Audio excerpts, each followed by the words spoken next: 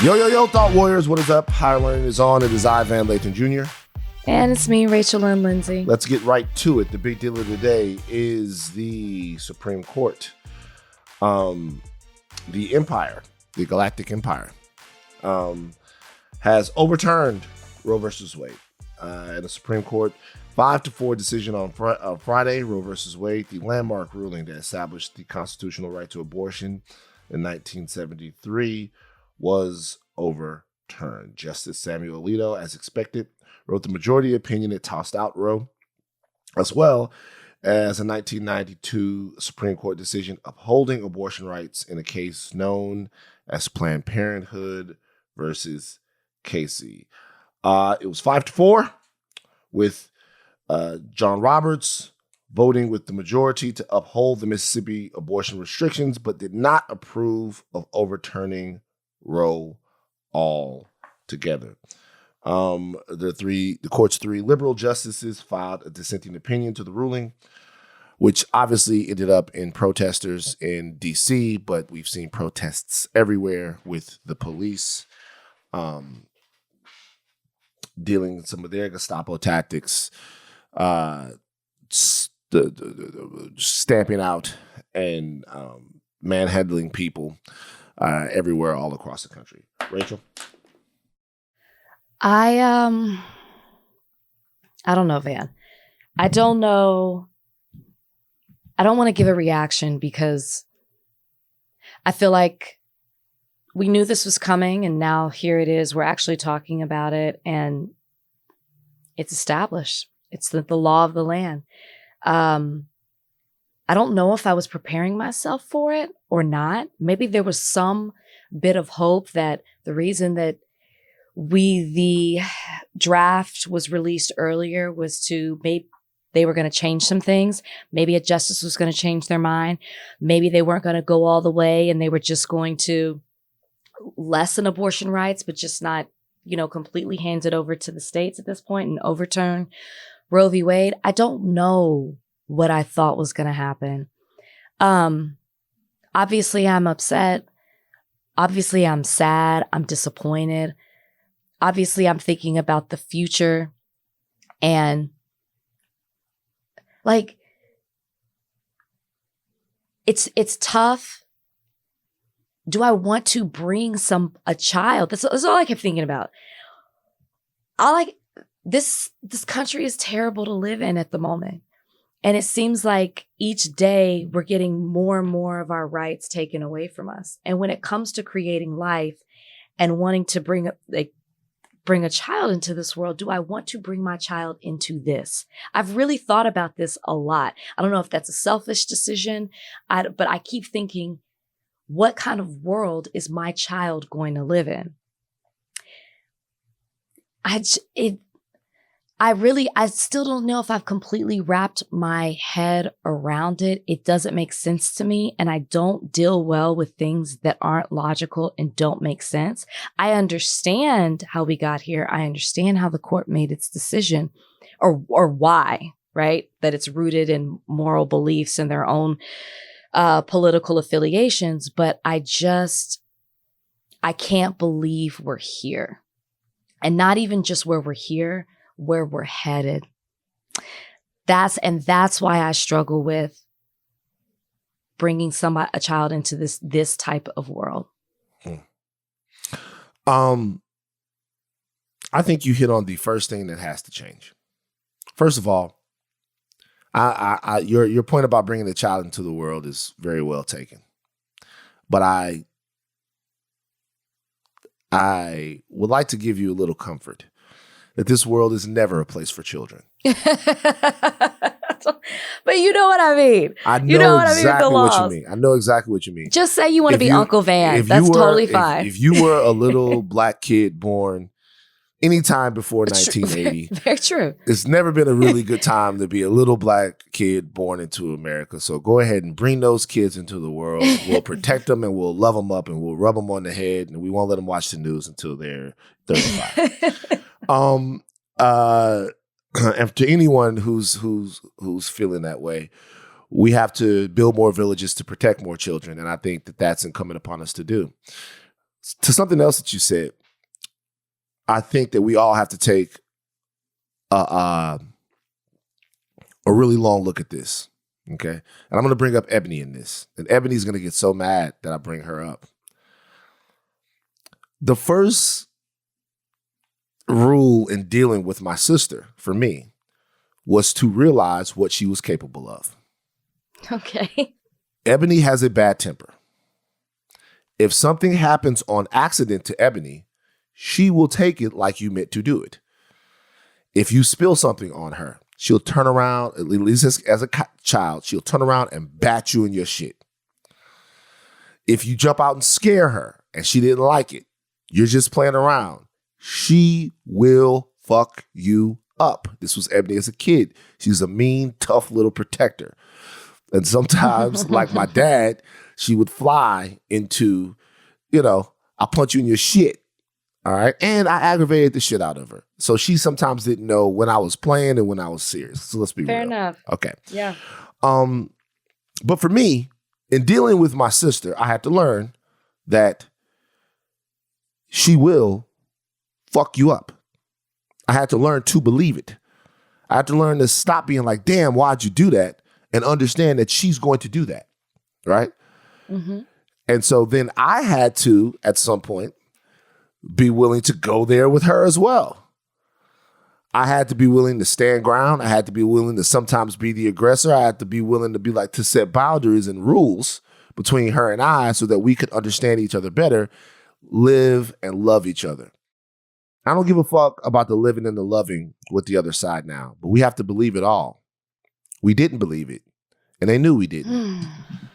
They knew we didn't believe it. And there's so many other things that they're still cooking up that they are well aware that we don't think they'll do. And this is a call to everyone, man. Look, there are so many things that we should have gone to the mattresses about before this. We should have gone to the mattresses about the George Floyd Violence and Policing Act. We should have gone to the mattresses about it. We should have gone to the mattresses about that. If you don't know what go to the mattresses means, it's from The Godfather. Okay? Sometimes when you're in war, you have to hold up in a safe house and all you have is a mattress to sleep in.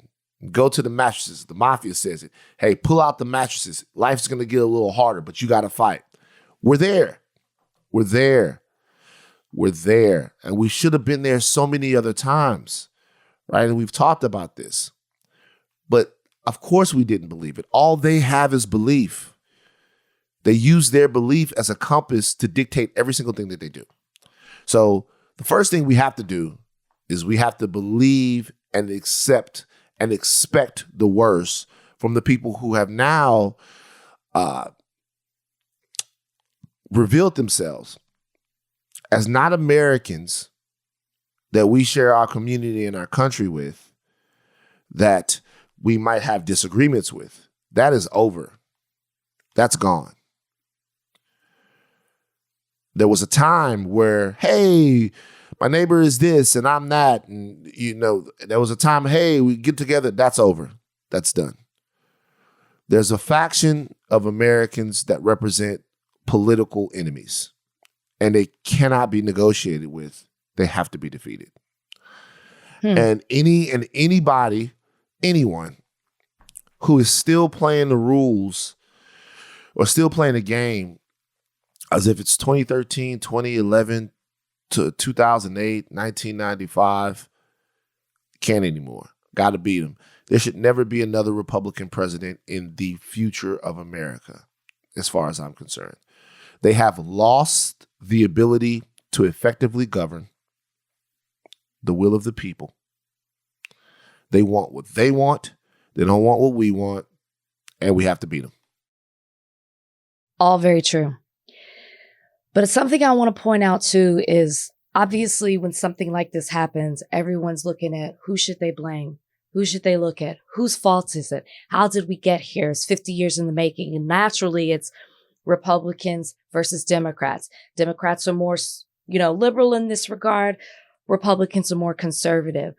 But I know part of the reason that this happened, part of the reason that it wasn't necessarily paid attention to, it's not just blaming the Republicans, we got to look at the Democrats, it's because there are a number of Democrats who are pro-life. Sure. And we have to pay attention to that. Just because you're a Democrat doesn't mean that you're aligned in every single thing that the Democrats are pushing forward, or those who vote for Democrats are pushing forward. And that's something you really need to pay attention to. Mm-hmm. There are a number of moderate Democrats who, the reason they weren't pushing this or paying attention to this, or it wasn't on the top of their agenda, is because they're pro-life and not pro-choice. And a woman's right was never something that they were pushing forward. And this is why you have to pay attention to who's in office. Don't assume because they're blue or they're red that they're this or they're that. Many Democrats were not pushing this forward. This is almost something new in the Democratic Party, where it was pro-choice, pro-choice, pro-choice. It wasn't at the top of the agenda. And now you have to start looking at, okay, the rules have changed. The law has changed. So now I'm looking at other politicians. I'm looking at senators. I'm looking at congresspeople. And what are they aligned with? As our other rights are going to be challenged, what are they aligned with? Mm-hmm. Because just because they're blue or red doesn't mean that they're voting for the same things that the party as a whole wants. We have to pay. This is so important to pay attention who's in office. And I think we are learning the hard way. I know we're learning the hard way about what it really means to put somebody in office and what they really stand for. Because a mansion, So, yeah, look, you're right. And this is what I would say. It doesn't matter if you're pro-life or pro-choice. It matters if you're pro-woman, right, for me. And what I mean by that is this. If you're playing a political game and someone asks you how you feel about abortion and you say, hey, I'm pro-life, I wish that people would keep babies and not, whatever, do your thing. You want to talk about the Bible and we shouldn't kill babies. The Bible says,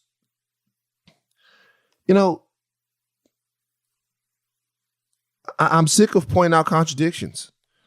It doesn't do anything. Point out a contradiction. This has nothing to do. This is a political power grab that's been a generation in the making, a generation plus in the making, and that there were people asleep at the wheel while it was happening. And that's the reality. Or didn't care. And so for me, what I'm looking at now is, sure, the only thing I care about is whether or not you are pro a woman being able to decide her bodily autonomy, or whether or not you're pro a woman being able to access her own body and decide what happens in it. I could care less about your personal beliefs. I don't care what your God tells you to do. I care about whether or not you want to live in a free America. That's all I care about. I don't fucking care anything like that. And if it's anything short of that, it's up with you. That's it. It's up with you. For everyone that's out there, that's like, it is, I feel like I'm getting punked a little bit. And I feel like 100%. We all are. Enough emoting. Let's talk about the brass tacks. 20 states have laws that can be used to restrict the status of abortion. States with trigger laws. 13 states have laws which are set to go into effect automatically or through swift state action because of federal Roe protections no longer applying. Those states are Arkansas, Idaho, Kentucky, Louisiana, my shame, Mississippi, Missouri, North Dakota, Oklahoma, South Dakota, Tennessee, Texas, Utah, and Wyoming. Pre-Roe laws. 5 additional states had an abortion ban on the books before Roe versus Wade became law. Alabama, Arizona, Michigan, West Virginia, and Wisconsin. Some of these pre-Roe bans are currently subject to legal challenges. There are 6-week bans. And finally, there were a handful of states without trigger laws that had enacted bans on abortion 6 weeks after conception, which were not yet in effect. Georgia, Iowa, Ohio, and South Carolina. Texas also had a 6-week ban that was already in effect before Friday. Of course, we know that these abortion restrictions disproportionately impact people of color. Why? Because everything disproportionately impacts people of color. Of course. Less access, less freedom of movement. Yeah, less. You're going to have lower incomes. People aren't going to be able to get to places and circumvent some of these restrictions that are needed to get to places that can provide abortions. You might be asking yourself, what do you do now? Well, tap in. There's a Twitter handle called @AbortionFunds. It is a network of grassroots organizations building power to remove financial, logistical, cultural, and political barriers to abortion access. NNAF Abortion Funds. It's a great Twitter handle. You should go check them out. Rachel, have you given any thought to what you're going to do? I mean,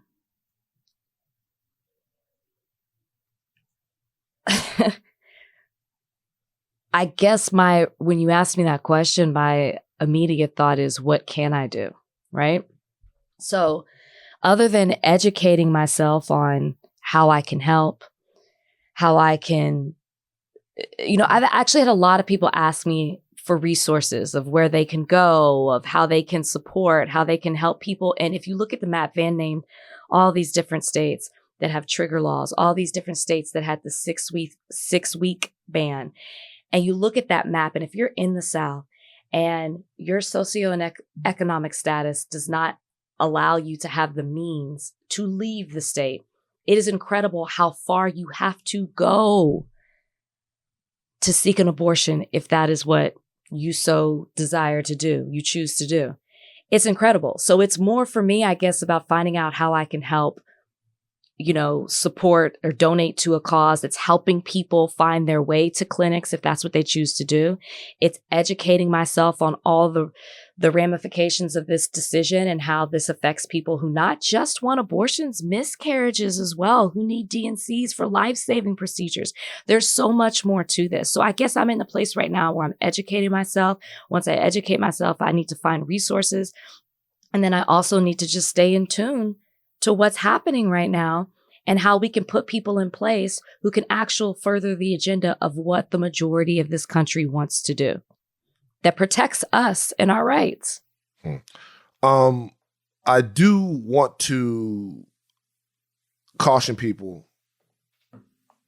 as far as one thing is concerned. Okay. They're not playing with y'all. Okay?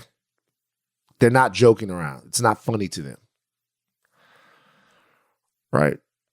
What you're dealing with is a radical political cult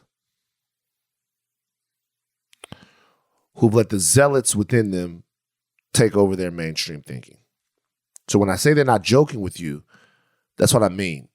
So what I mean is, before you do anything in the name of helping, I want you to think about how it'll affect yourself. I want you to think about how it'll affect people around you.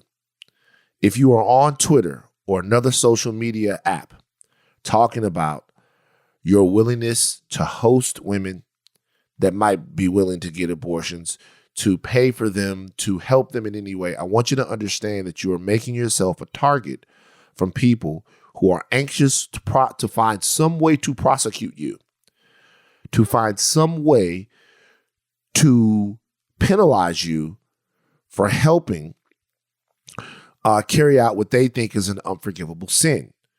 So I want everyone who wants to help, I'm asking you to be smart about the way that you do this. I personally believe that this is going to be a witch hunt of massive proportions in the next couple of years. I think there are going to be abortion squadrons. There are going to be sectors of police and law enforcement that are in these states that are going to have funds diverted specifically to making sure women do not get abortions. And they're going to find every single way. They're going to try cases of mail and wire fraud. If you are sending money to women, or if you are mailing abortion pills to women, they're going to go as far as they can go in criminalizing this as a deterrent to stop it from happening. I know that they're going to do this because they've already done it. They've gone as far. They fucking overturned Roe. So I want everybody out here to be certain. These are not jokes on Twitter, this is fucking real. Everybody wants to help, but what we need are resources, and there are people out here that are doing it. And we need real grassroots unity on how to do this. So don't expose yourself to something that, don't put yourself in the boiling pot if you don't have to. We have to be smart about this. And I would encourage, I'm not trying to preach and I'm not trying to lecture. I would encourage everyone to be smart and be dialed in about this, because these people are going to fuck with you. They're going to fuck with you in a real way if they think they can. And when they do it, they're not just going to do it quietly. They're going to hold you up in front of everyone and make an example of you. You're not dealing with rational Americans.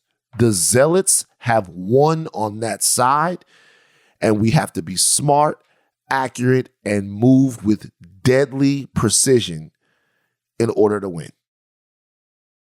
I mean, I have nothing to say to that. It's all very true. And beyond the overturning Roe v. Wade, they literally created vigilantes in Texas by allowing them the opportunity to hunt down people who were giving abortions. This is before Roe v. Wade was even overturned. To sue them, to go after them, to find Uber drivers or Lyft drivers or anybody taking someone to go get an abortion. It's already there. If they were doing that pre-overturning this decision, imagine what they're going to do after. That was civil. We're talking criminal. And like Van said, they're absolutely going to make an example out of it. And you have to keep saying this, and I know we might be being repetitive, but it's not going to stop with this decision. They're going to do it to take other rights away. And they'll do it in the same manner, and they'll go after you if they're able to actually overturn those decisions. So, yes. Very well said. Biden talked about it. He said it's a very sad day. No Don't want to hear it. We got to play it. We got to play it. Here's the audio from the president. The only way we can secure a woman's right to choose, the balance that existed, is for Congress to restore the protections of Roe v. Wade as federal law. No executive action from the president can do that. And if Congress, as it appears, lacks the votes to do that now, voters need to make their voices heard. This fall, we must elect more senators and representatives who will codify women's right to choose into federal law once again. Elect more state leaders to protect this right at the local level. We need to restore the protections of Roe as law of the land. We need to elect officials who will do that. This fall, Roe is on the ballot. Personal freedoms are on the ballot. The right to privacy, liberty, equality, they're all on the ballot. Yeah. Okay. So in Texas, file the Texas Equal Access Fund. We're going to, on our social media, we're going to list a group of, we're going to make a list, shall I say, of places that you can donate money to because they need to be overly funded. I'm going to call upon something right now. After the death of George Floyd, Black Lives Matter got $90 million. And we've talked at great length about the Black Lives Matter Global Fund and what they've done with their money. We need to be as invested in this.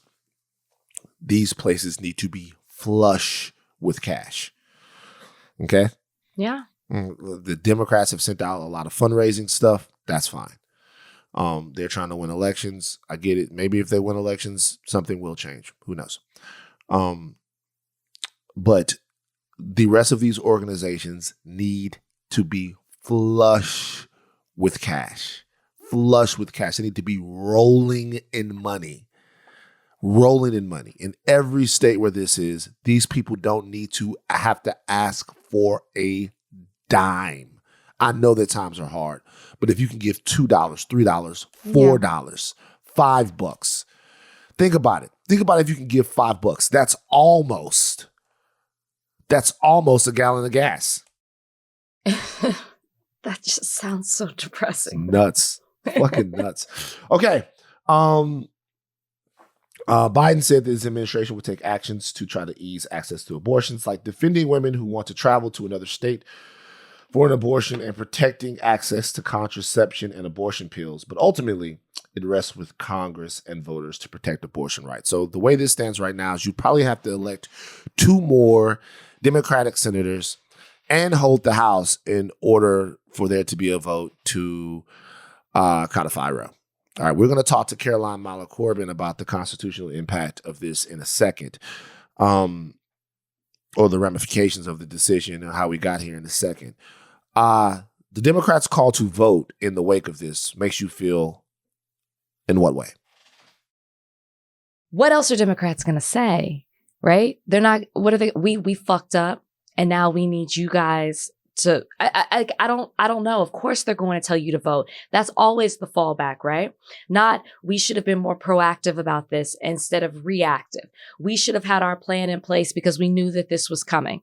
They're not going to say that. They're going to hide behind blaming the Republicans that this is their fault. Okay, well, how did the Republicans get in with so much power? Is it because you didn't have a strong stance on some of these issues? Is it because you didn't put women's rights first? You didn't do that's of course they're going to say vote. So when you ask me my reaction and I laugh and I'm hesitating to speak, it's because what else are they going to say? That's put it back on us, right? Almost as if it's your fault these politicians are the ones that are in place.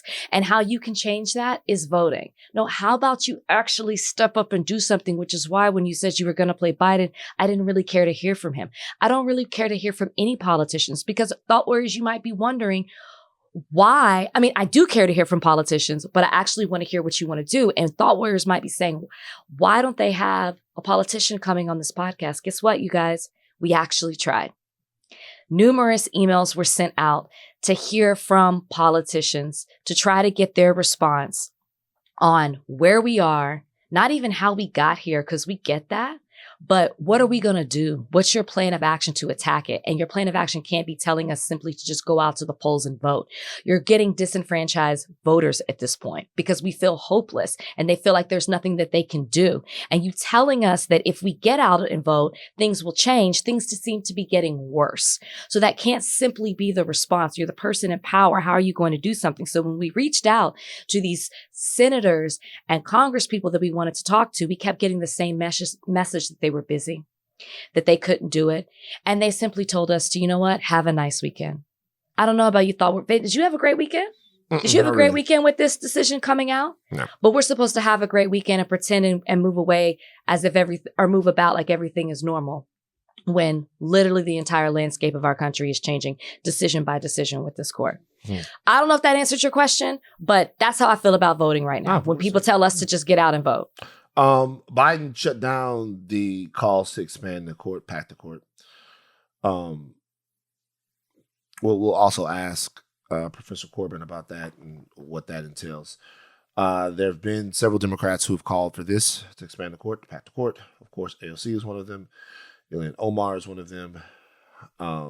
Ed Markey, Elizabeth Warren, all of these people have called for that. The White House has said they are against that. This is what I need from the Democrats. First of all, we do have to vote. Unfortunately, we do. It's just the way it goes. We have to vote.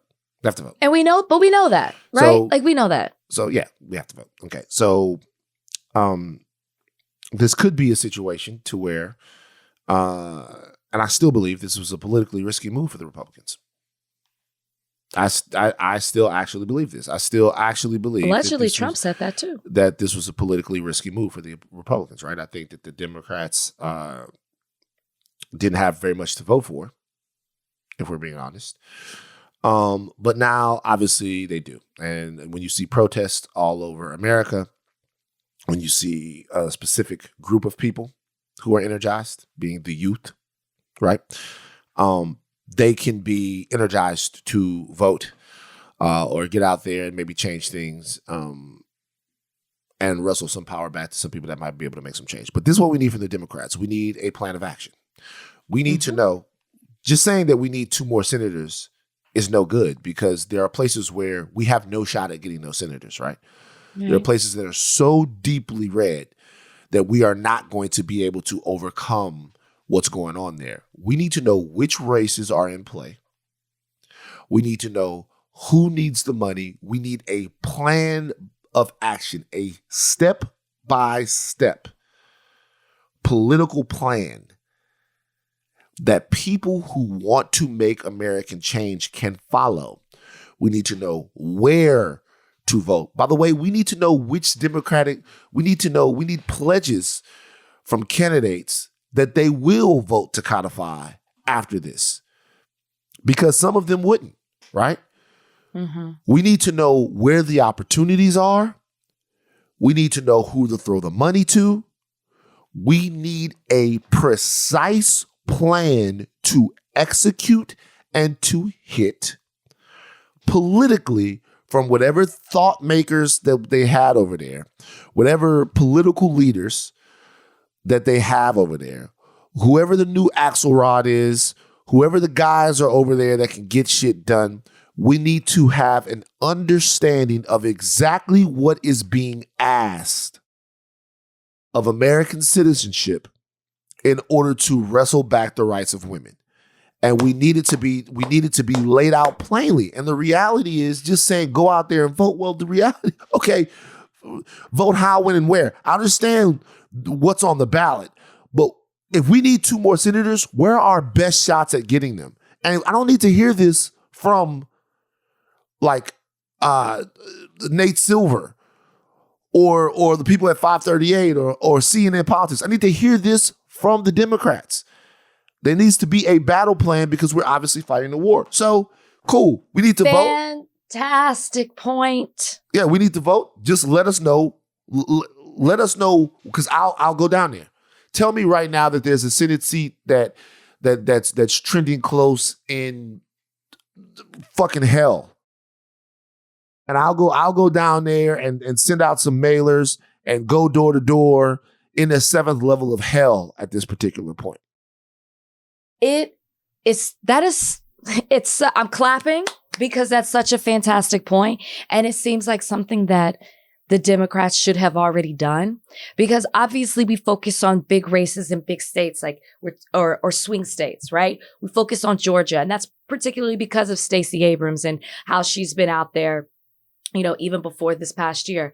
We're focusing on Texas. I'm from Texas. I'm talking about the governor's race. I'm talking about how important it is. But if the power is thrown back to the states, that is such an important point that then tell us what states and what races we're focused on. Tell us what cities we're focused on. If that's who's going to have this type of power, then we need to know where we need to target it.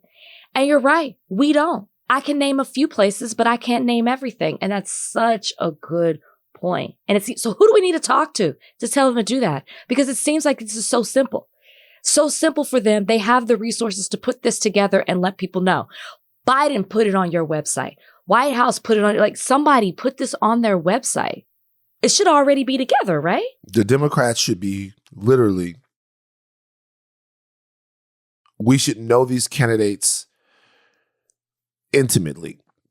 So true. We should be able to ask them questions. They're like all the fundraising money that they're talking about. Americans can no longer afford for their political knowledge to be insufficient.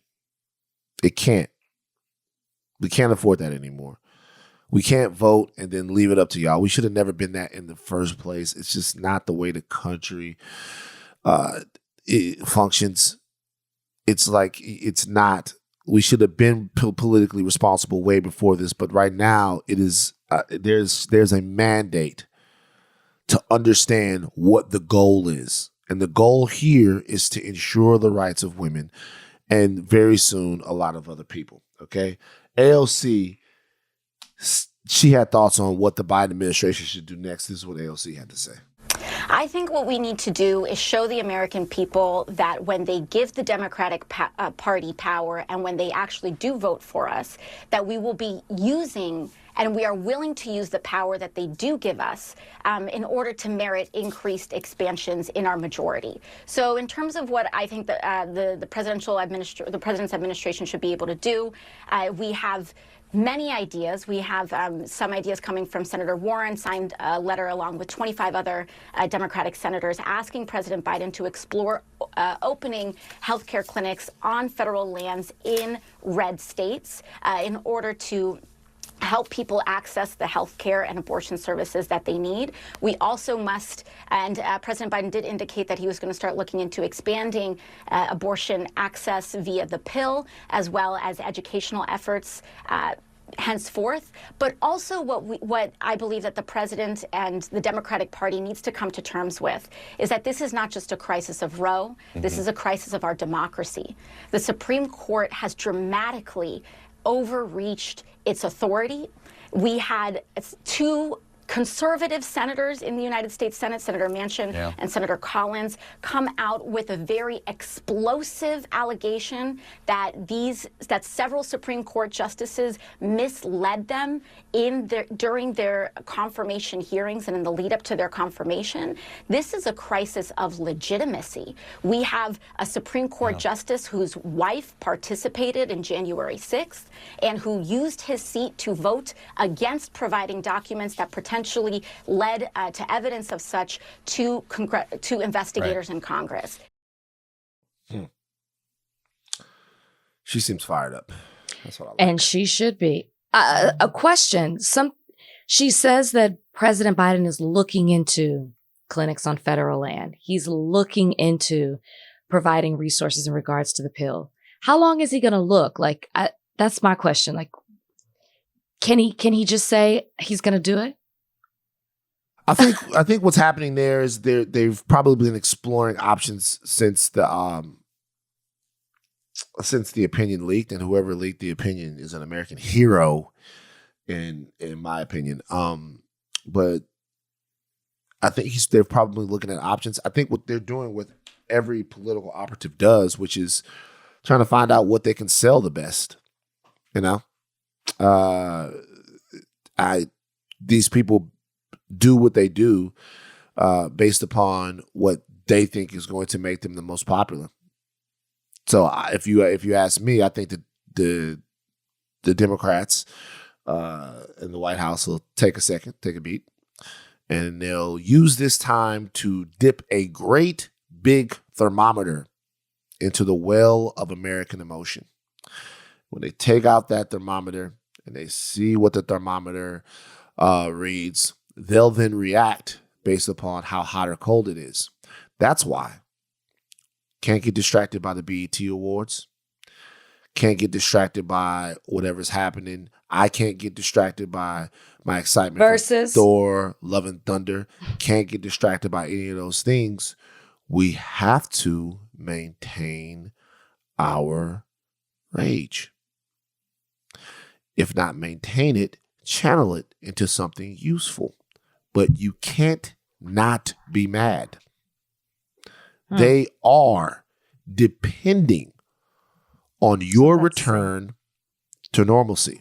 Mm-hmm. They always do. Mm-hmm. They kill a black man on TV, kill a black man that goes around. They're depending on your vacations coming up, your brunches coming up. They can't maintain it. You know why? Because they can. They stay mad. They stay engaged. And God damn it, it's not a great way to live, but it's our reality for right now. We got to meet it. We got to meet it for right now. God damn it, Siri. Oh my gosh. That's what Siri's saying, what we're all saying. Yeah. So, so for me, I think politicians are doing what they do, which is to politic. Did you get fundraising emails from the Democrats after this happened? I know. I saw that they went out. I don't know. I don't know. I got it. I'm gonna look at Beto's and see, because I heard his went out, and I should have gotten something from him. I saw that. Yeah, I got him. I mean, I'm not, look. That didn't really bother me like that. Yeah, people were mad about it. I wasn't really tripping. This is what they do. You know, this is what they do. They're like, we need more money. You probably do need more money. It's just. Oh yeah, I did get it. It's just so fucked, man. It's so fucked up. But look, unfortunately, and I'm going to be honest with you, Let me be honest with all the thought wars. I'm gonna have to get off the Democrats' back for a second. I am. I don't like my team. I'm not a Democrat, but I'm a liberal. I'm gonna have to. It's the paradox of being black. I'm going to have to. Get that. Could you try again? You really tripping today. I'm going to have to. I can't dissuade anyone from voting at this point. No. Have we ever? We haven't, but that's the way it's taken. We just say hold people accountable. You guys read through the lines. We're not saying that, but you can be upset with someone and hold them accountable and still encourage people to get out and vote. It's wild to think that we wouldn't be voting. I'm sorry. That's wild. Just when I'm out, they pull me back in. It's against everything that we stand for to not vote. I'm sorry. This makes no sense. I have to find the sweet spot, and this is the reality of it. I have to find the sweet spot between holding people accountable and understanding that the Democrats are basically like these shoes that I got when I was 8 years old, right? Oh, no. I wanted Jordans. Oh, God, what'd you get? They were called hoops. Now, here's the thing about the hoops. I don't even know where Mom and them found the hoops at. So they were one of a kind. I'm not sure where the hoops came from. And I would wear the hoops, right? Mm-hmm. Mm-hmm. And for some people, they didn't realize that they were fake Jordans. And I could walk around if people were far enough and they would see the hoops and they'd be like, oh shit, he got them white and gray Jordans on. I'm like, oh shit, yeah. But in school, upon further examination, people realized that the hoops were fucking trash. I never forget it. James Williams looked up, oh shit, man. We're like, it's 88. So it's like I'm in like the third or fourth grade or something. Like, oh man. Nah, man. Van got some fake Jordans on, man. No. I mean, he's like, Van got some fake Jordans on. But it was only because they looked at the hoops super hard. The Democrats are like some hoops, man. Like, if you're far enough away, they seem like the good guys. They seem like the ones that, but really, if you look at them really hard, you realize they some fake Jordans. But right now, we can't get no real Jordans. They're not even out yet. We got to wear these hoops, man. Because these hoops are the only things. No, they don't have any in my size. Us. These hoops are the only things that could stop us from stepping on glass.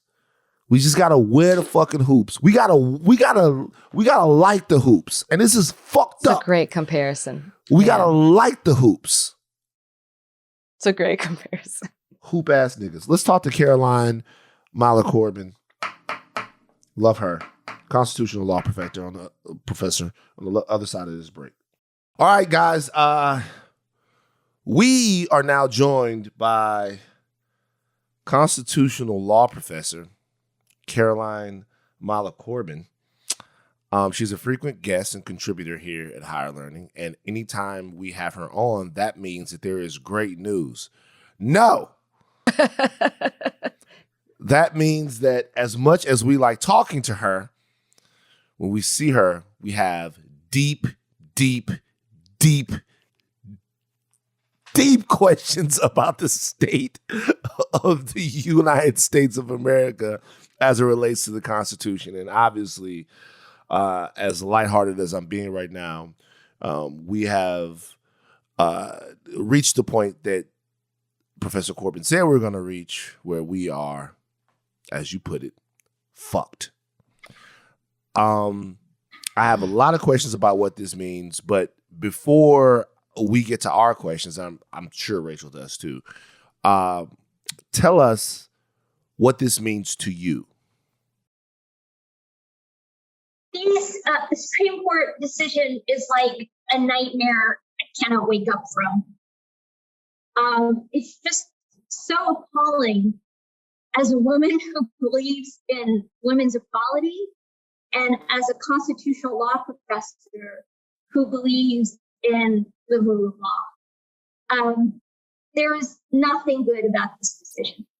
When you say there's nothing good, I'm assuming you're not just talking about the decision, but the trickle-down effect that this decision will have in our country, right? I mean, just focusing on the consequences. The Supreme Court has said that the U.S. Constitution does not protect a woman's right to end an unwanted pregnancy. This means that states now have the power to force women to go through pregnancy. This is a denial of the absolute most basic autonomy. Women cannot even control what happens to their body. And if they can't control what happens to their body, they cannot control what happens to their life. And this is the immediate consequence.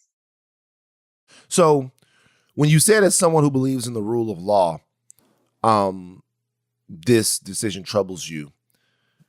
For people who don't know, who are watching this, who are not as well versed in the Constitution as you are, why do you feel like this decision flies in the face of the rule of law? So the Supreme Court can and has overruled precedent, and sometimes it should. But there are rules for when it's appropriate. And the Supreme Court completely ignored those rules. And so its determination is not based on legal principles, but on political outcomes. They did not offer a single persuasive justification under the existing rules for when it's appropriate to overrule prior cases. And so it really looks like they're just using their power to get what they want instead of reasoning based on existing law. Do you think this will change the way decisions are made in the Supreme Court? Based on the reasoning you just gave, is this a telling sign of they're going to do things based on what their morals, politics, rather than actually following or doing things within the confines of the law, or precedent, I should say? I think it shows a real willingness to eliminate and overrule cases they don't like, merely because they now have the votes to do so. And I think there was another decision today where they did exactly that. And so school prayer has long been considered to violate the establishment clause. The government's not supposed to pray in school. And the Supreme Court just overruled precedent in a way and said, no, in this particular case, it's just fine. So the answer to your question is, do I think the court will continue along a path of remaking the law to fit its particular worldview rather than relying on legal principles? Yes, I think it will, and it already has. Last question on the Supreme Court for me, and then I'll get to where we go from here. Is this Supreme Court to you illegitimate? I think that public opinion of the Supreme Court is at a real low, and I think its legitimacy really is put into question when people think it is driven by political calculations and their own preferred view rather than based on principle. So it's not just me who's questioning their legitimacy. I think it's large swaths of the American people. And it's a really important institution in our democracy, and it's a shame that people no longer respect it. Here's my last question on the Supreme Court in regards to this. The concurring opinion from Clarence Thomas. He was the only one to sign it. But how seriously should we take what he said in that opinion, even though he was the lone wolf now? What do you think that means? And is this something we should dismiss or really pay attention to? I think you don't even need to look at Justice Thomas's concurrence, where he basically says, I think not only this fundamental right isn't found in the Constitution, I think there's a whole list of fundamental rights that are not found in the Constitution, and we should be overruling all kinds of cases. The court's own reasoning provides a blueprint for eliminating further rights. Because what it argued is the only fundamental rights that we have are either those that are explicitly listed and named in the Constitution, or rights that are deeply rooted in our nation's history and traditions. So if the people in the 18th century didn't give us these rights, then we don't have them today.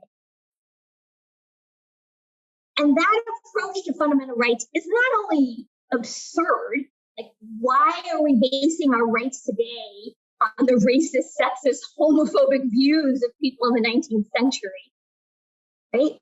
That approach is not only absurd, but it precludes most of the rights we think really are important. Because frankly, the right to contraception is, according to this Supreme Court's view of history, probably not deeply rooted in our nation's history and tradition. The right to same-sex marriage, that's definitely not deeply rooted in our nation's history and tradition.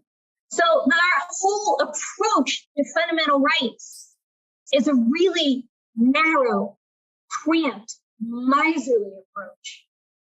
And it means that following, right, that means that they can now, under their reasoning, eliminate many things that we consider essential to be autonomous, equal people in this country. So let's turn our attention to the White House now. The right has won this portion of the battle. They've waged a 50-year war on Roe, and they have claimed victory. What is within the powers of the president to do right now to combat this? I've heard a couple of different things. I've heard the using federal lands for abortion services. I know that the Hyde Amendment somewhat precludes that. How do you get around Hyde in order to do that? Yeah, so the one thing it can't do, with the Supreme Court's decision that the abortion is not protected by the U.S. Constitution, means that we can no longer turn to the federal Constitution. Maybe we can do something with federal law. So if it's federal law, it's not up to the president, it's up to Congress. So Congress would need to pass a law protecting reproductive rights. And Congress includes both the House, which has already acted, but also the Senate, which refuses to do anything about reproductive rights. So I'm not optimistic about a federal law. What can the president do via executive order? He could, like the FDA, maybe can make it easier to get the abortion pill, because abortion can be done both surgically and via medicine. But it's not altogether clear how much the president alone can do. Someone suggested, I've had some colleagues, I have colleagues trying to come up with all kinds of creative suggestions, maybe establishing abortion clinics on federal property. I've heard about that. Yeah. Right? Mm-hmm. I don't, anything it does will be subject to challenge. And ultimately, whether they have the authority or not to do such things is going to go before the same Supreme Court who really is hostile to abortion. So it's worth trying. and you might have just gotten me on a particularly pessimistic day, but as you know, I'm generally pessimistic. There are certainly some things worth trying, but I don't know what will succeed. That's what I was going to ask you is, so there are options, but how likely is it that these options actually are established? I don't know, and frankly, I'm not an expert. I can't see the future. I'm not an expert on politics, right? Because part of it is political will, and part of it is whether the courts will allow it. And we have capture by conservatives in our federal government, and we have a lot of very conservative judges in our federal courts right now. So I certainly think it's worth trying everything we can. But I don't know at the federal level what's going to succeed. I think there's going to be, I think the better path maybe at the local level, meaning at the state level. Because at least at this point, it will now be up to the states.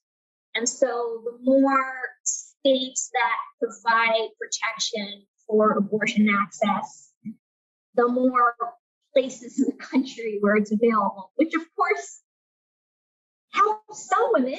It will help women with means, but those women who don't have the money to take off work and find child support and make reservations, which are often women of color, poor women,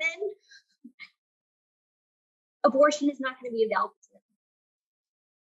It's not going to be available. So either they will have children that they don't want or can't afford, or they're going to look for extra legal means to end their abortion in their state. So then what about the idea of packing the court to neutralize the rights hold on the judiciary? Right. So again, once the Supreme Court has interpreted the Constitution, its view of the Constitution is the final word. So we cannot, the only people who can overrule the Supreme Court's decision is the Supreme Court, unless we amend the Constitution. I should say there are two paths to overruling this decision.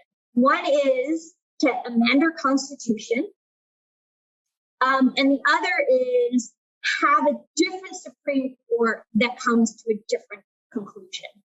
And so what you're suggesting is, well, maybe we can expand the court and fill it with people who are not so hostile to abortion that they're willing to distort the law to get the ends they want.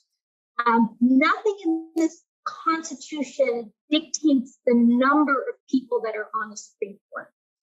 So it is certainly possible to increase the number of people on the court. Again, I don't see that happening at this time. Are for the other rights we think that are going to be challenged very in the near future, and this court is going to hear, are there cases like on the horizon already ready, like ripe? Like we knew this Mississippi case was going to be the one that the Supreme Court was hearing. Are there other cases that are there challenging contraception or same-sex marriage that the Supreme Court could hear very, very soon? That is, I am not aware of any particular cases that are already teed up to address those particular issues. But I haven't actually specifically looked at that question. So maybe there are some, and I just don't know them yet.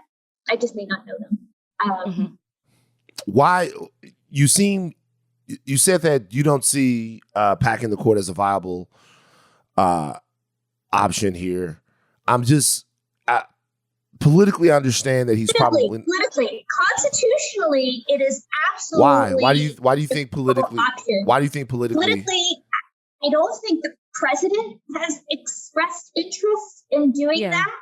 And again, you need to have a Congress that can enact a law that does it. And with the filibuster in place, there are not if we can't even pass a law to protect abortion, which I think is much less of a reach for Congress, given that the vast majority of people in America actually were opposed to overruling Roe v. Wade. If there's not political will to do that minimal action, I don't think there's the political will to take the more drastic action of reconfiguring the court. So we don't have there's not the votes, is what I'm trying to say. Right. So where is the disconnect on this and on some of this other stuff between the American public? I've watched really smart people. Ellie Mistel was on Tiffany Cross's show, and he said that you could get around Hyde by handing out abortion pills at the post office.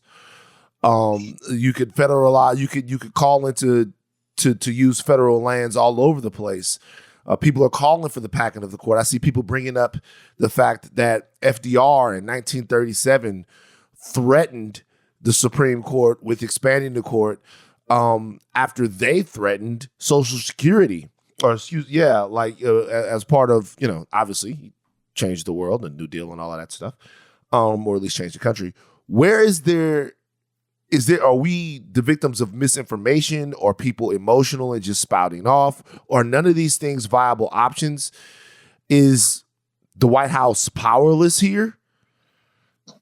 Again, many of these require an act of Congress.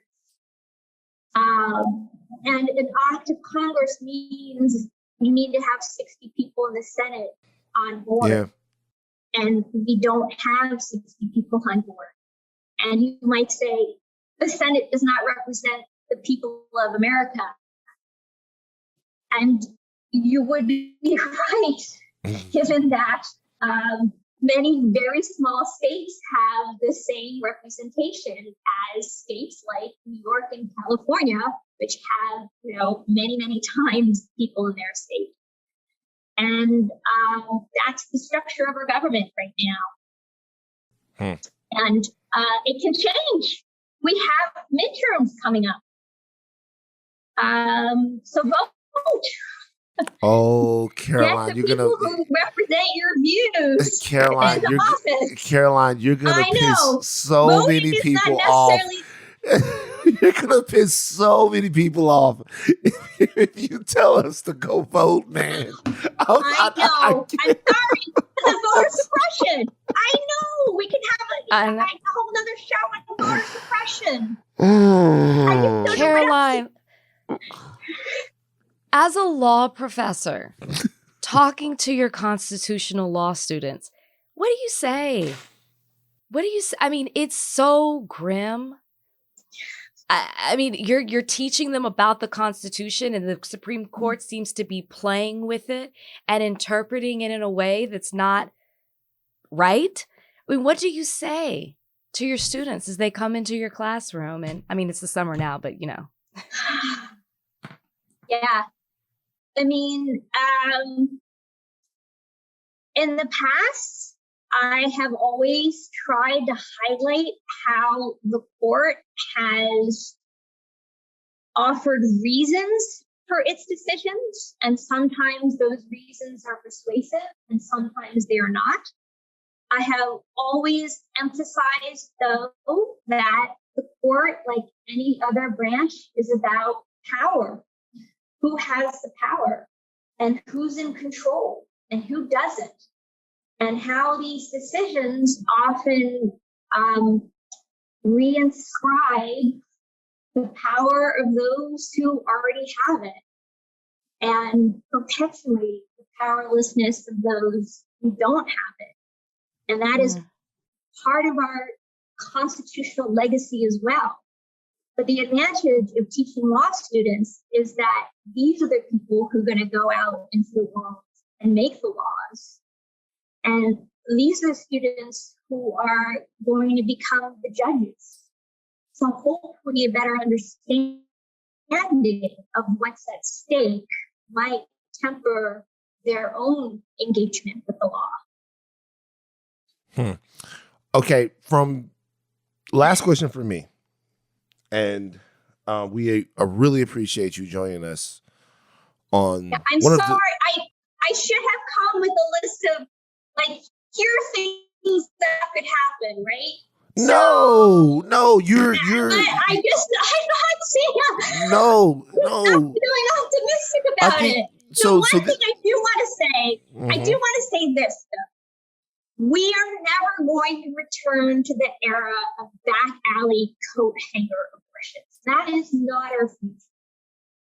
And that is not our future because our medical landscape has changed. Because now what we have available, which we did not have available the last time abortion wasn't protected, is we have the ability to end a pregnancy by medicine.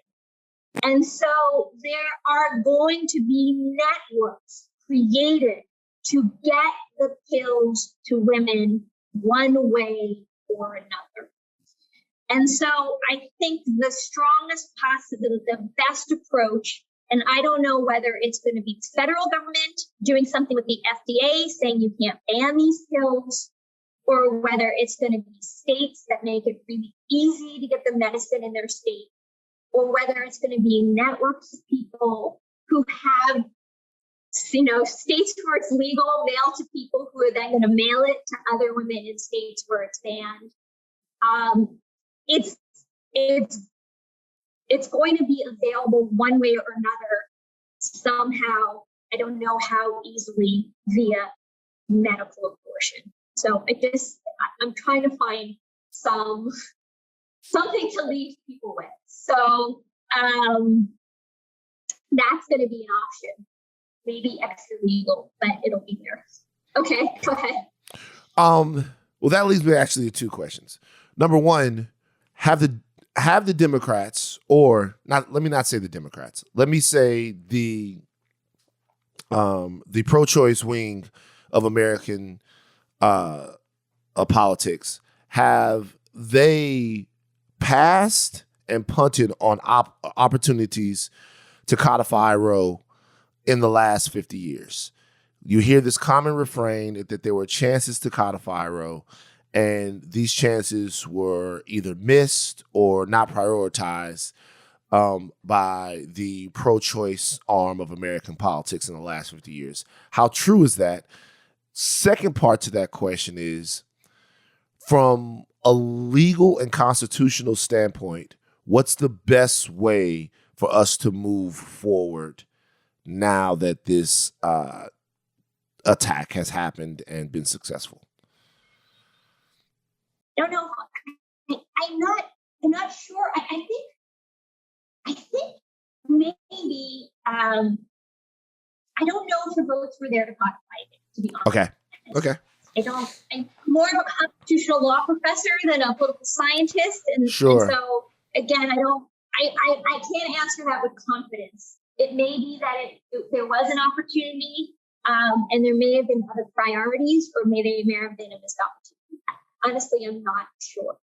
I will say that I don't think until really recently anyone believed that the court would actually overrule Roe. And frankly, if Obama had been able to appoint a justice as he was supposed to, it would not have been overruled. I mean, this is really, the court's decision is really a tremendously radical departure. And usually the Supreme Court works incrementally, if it works at all. So it's hard to explain how much of an outlier this kind of decision is. And I think that's not really an answer. No. It absolutely is, because it's just shocking how willing they are to jettison not only prior law, but the precedent on precedent, right? It's ignoring precedent on two levels. It's ignoring precedent on the actual substantive rules about abortion, and it's ignoring precedent about the rules for how you treat precedent. And I forgot the second question. The second question is from a legal and constitutional. What can we do constitutionally? Yeah. Mm-hmm. We gotta vote, right?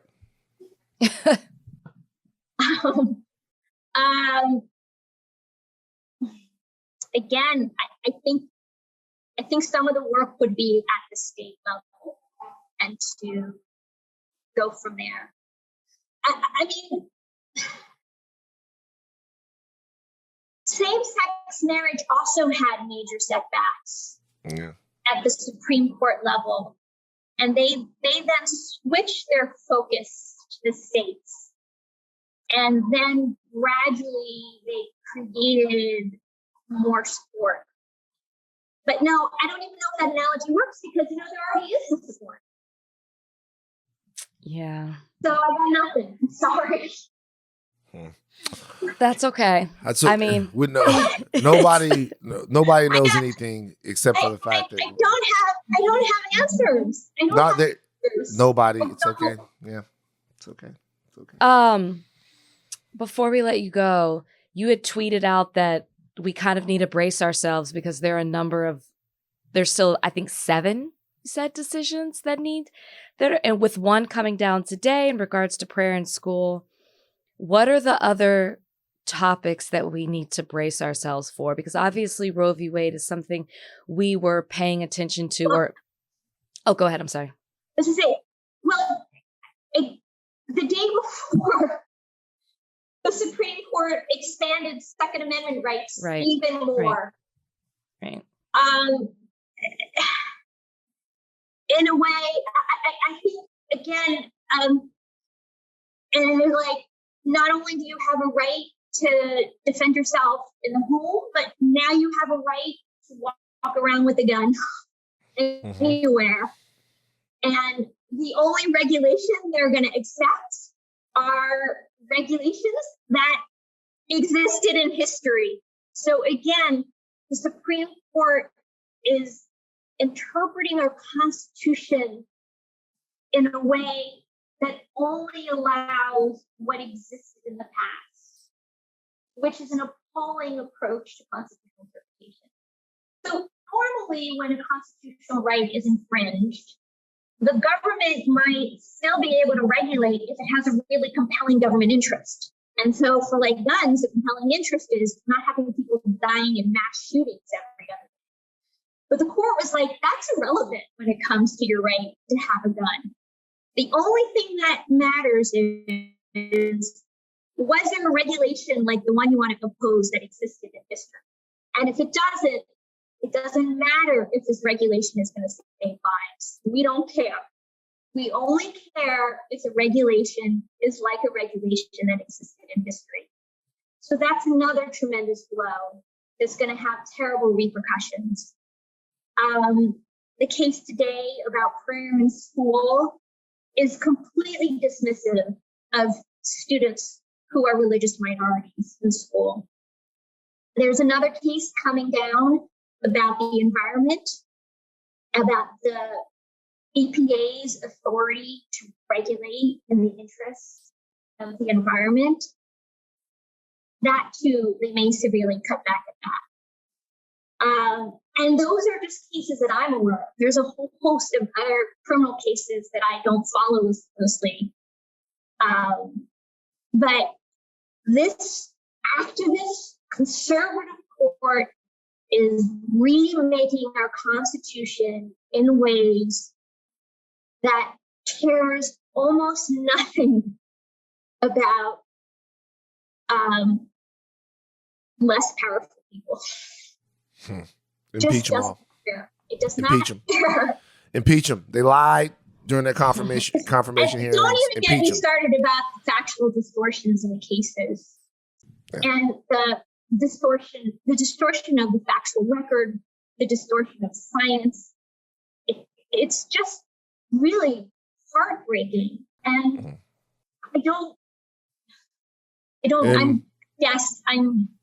they've broken me. I don't know. I have to regroup because we have to think about the future, and we will.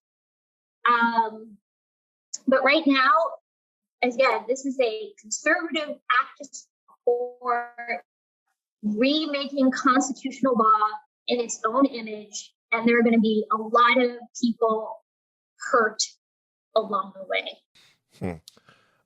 Caroline Mala Corbin, thank you for joining us today on Higher Learning. We realize that it is not a fantastic time, but your insight and your knowledge is always appreciated. Thank you so much. It's always nice to talk to you, and maybe one day I'll come on your show and talk about a fabulous development in the law. An amazing victory. We hope so too. That's what we hope. An amazing victory. Okay, thank you. And we'll see you later. Did she make you feel better, Rachel? She tried. Yeah. She tried. But I don't know. We didn't bring her on to make us feel better. We brought her on to her knowledge. Help make some sense of this, help us understand things, help us see where we're going, help us find out if we have any options. I mean, I guess it's the last question I asked Caroline. It's just to be a professor when it comes to constitutional law and stand by the Constitution and what it stands for, and then to see people play with it in the way that they are has got to be disheartening. Yeah. As a professor. I can't even. I don't know how you teach without talking about how you personally feel about the decisions that are being made from the Supreme Court. It's pretty tough to be a constitutional law professor right now. All right, there are protests around the nation. We've seen it. I called the police, the Gestapo earlier. That's actually the secret police.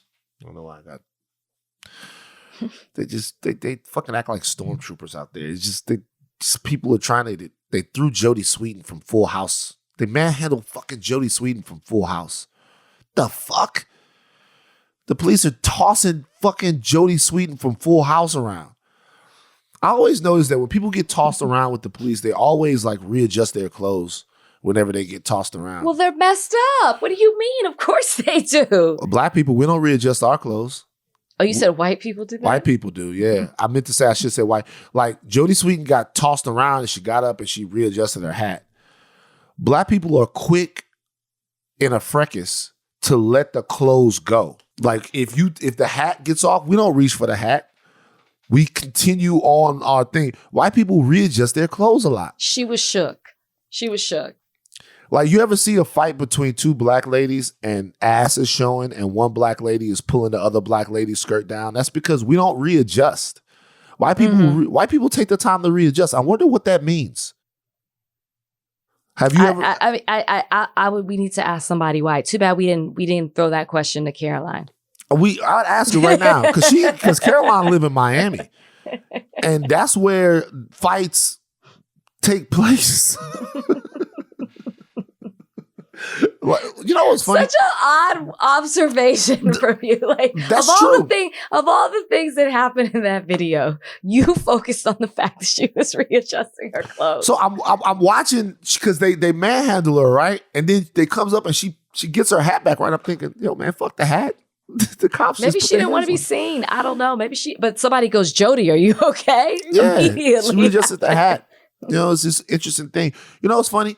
The people from Hip Hop Homicides tried to when we were shooting in Miami, they wanted to shoot in Miami on Memorial Day weekend. They were like, yo, Van, do you have a problem with being what? It's like, yo, do we have a problem being in Miami on Memorial Day weekend? I was like, what? You mean nig weekend? Yeah, fuck no. I'm not going down there. Oh, fuck. So I can catch COVID and a case, which, by the way, we went down to Miami. I still ended up getting COVID. Got COVID on that trip. Got it? That is where Florida. Without a that's right. doubt, Didn't that's even where put I that got together. It. Without a doubt, that's where I got it. All right. Protests around the nation. Demonstrators show Support for abortion rights. A truck hit abortion right protesters in Iowa. Republicans call abortion rights protests at the Capitol an insurrection. I don't know. Fucking idiots, dog. What are we shocked at this point? Just waiting for anything, the closest thing that they could call that to, which is not, but. Right. We've talked about a couple of things we can do. All right. Donate to an abortion fund. This is what you guys can do. Support reproductive justice organizations. Okay, these are some of the funds. Donnie put them in the thing for us. Thank you, Donnie. Thank you to Donnie and Trudy. The document for this week's show, the documents are always good. These documents are exceptional. I want people to listen up right now. You know, Rach, why don't you tell people where they can go? No, Van, you're on a roll. Just go. You're okay. fine. You're totally fine. It's okay. Thank you. Donate to Abortion Fund. The Yellowhammer Fund serves the Deep South, especially Alabama and Mississippi, and the Indigenous Women Rising has an abortion fund open to all Indigenous people in the United States. You can also donate to Planned Parenthood, which provides sex education and reproductive care around the country. That is the Yellowhammer Fund, Indigenous Women's Rising, and of course, Planned Parenthood. You can also support reproductive justice organizations. Sister Song, the National Latina, one of them is called Sister Song. So you guys be listening. Is the largest multi-ethnic reproductive justice collective, Sister Song. The National Latina Institute for Reproductive Justice is another one. And the Texas-based Alphaya Center was founded to assist marginalized women at risk of contracting HIV and AIDS. All of these places are reproductive justice organizations. Sister Song, the National Latina Institute for Reproductive Justice, and the Alphaya Center. You can also stay informed. NARAL is the longest running national abortion advocacy group in the country and lobbies to expand abortion and birth control access, fight for parental leave, which is very important, and prevent discrimination due to pregnancy. The organization's website has fact sheets, information about congressional track records, and breakdown of laws in each state. That is very important. NARAL, NARAL. You definitely want to be able to access. I didn't get that. Could you try again? It's the third time. Siri's pissed off too. Don't you have to call on Siri? I don't understand why she keeps doing that. Nah, Siri's mad. Siri's pissed. My Siri's got a soul.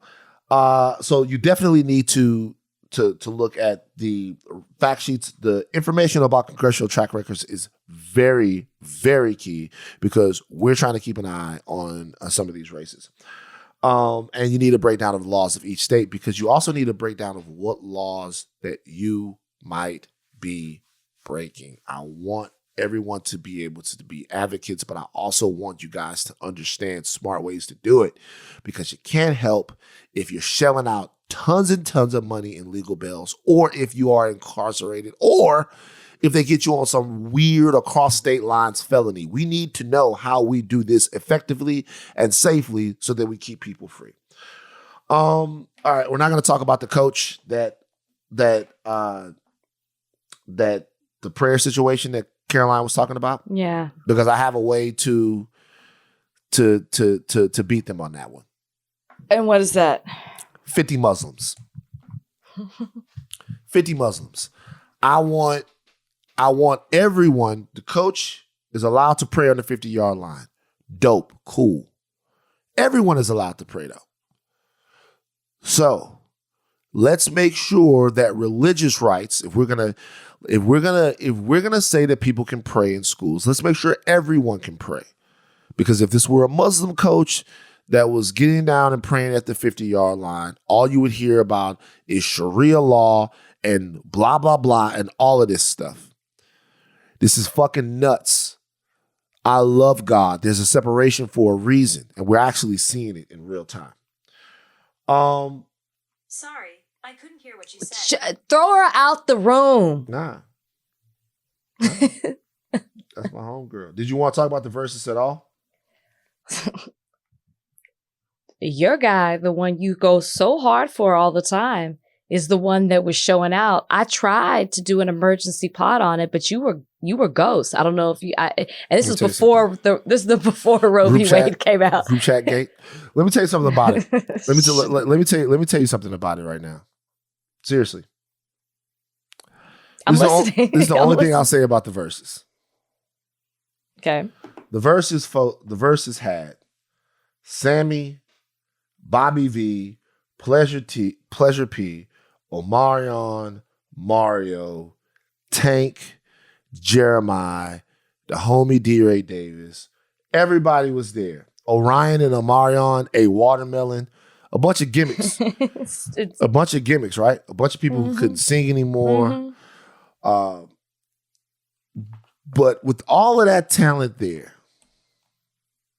what was the thing people were talking about? Who rose to the top and became the thing that people were talking about from that versus? Okay, I regret this. I'll be honest with you. Regret With this. everything that was going on, what was the one thing that captivated the culture that you had to talk about from the verses? No. Who dominated the headlines? Who was the most consequential person? No. From the verses with all of those people. Who was it? Go ahead, ask the question. The biggest impact on culture is the verses in its entirety. No. It was, entirety. Now, there's always good and bad when it comes to verses. So Mario was equally talked about and how fantastic he was, as trash as Ray J was. But even if we were, fine, for argument's sake, sure, Ray J was talked about the most. It doesn't make him impactful to the culture. People were trolling him. They were trolling him. If let's just say Ray J had been out, right? Ray J wasn't even a part of this. And Jeremiah was the fourth person in that group that did the pre-show. They would have been talking about Jeremiah. Not the same way. Yep. If he had held the baby, if he was off key, but he didn't. If there was no Ray J, that's what I'm saying. Ray J do an interview with Speedy. He break glasses. He goes viral. Ray J goes to the thing. Is you know why? I'm not saying Ray J isn't going to go viral. That doesn't make him important to the culture. It does. Do you know why all of them ganged up on Ray J and sang his song? Do you know why they did that? Because he couldn't do it. Nope. Because they knew that he was the man. I can't. Right. You know who, in this argument, you are a Republican. Oh, shit. You are a Republican and I'm a Democrat. You some hoops is what you are. Some hoops. Guys, I'm not going to tell you right now not to be discouraged. You should be discouraged. Yeah. You got to be discouraged. You know? It's the end of Empire Strikes Back. This is a movie that Rachel never saw. Let me tell you what happens at the end. Wait, what is that a Marvel? Why do I know that? No, it's a Star Wars movie. It's the greatest Star Wars. Okay. Star Wars. So let me tell you guys what happened at the end of The Empire Strikes Back. It's all bad. At the end of The Empire Strikes Back, Han Solo is encased in carbonite. Luke Skywalker has just, spoiler alert, has just realized that the most evil man in the galaxy is his father. Lando Calrissian has has turned on the group. Things are bad. The Empire Strikes Back. The Empire is up. The good guys lost. But you know what they still have that exists in every single story of a hero winning ever? They have hope. They have hope. Between the three of them, they are together. They are aligned. It is Chewbacca. It is Leia. It is Luke. It is Lando, even though he was acting like a bitch before. They know what they got to do. They got to go free Han, and then they got to go deal with Vader. But they can't do any of it if they don't think they can. So the first thing that you should be able to do, the end of the movie, Luke got his hand cut off by his dad, right?